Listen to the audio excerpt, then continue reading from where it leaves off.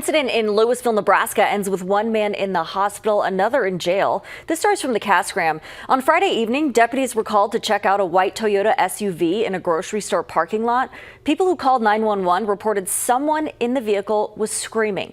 Deputies at the scene called for an ambulance. A man was complaining of numbness to the legs and face. He was taken to the hospital. And another man, Roger Anderson of Council Bluffs, was taken into custody, booked into jail on a drug charge.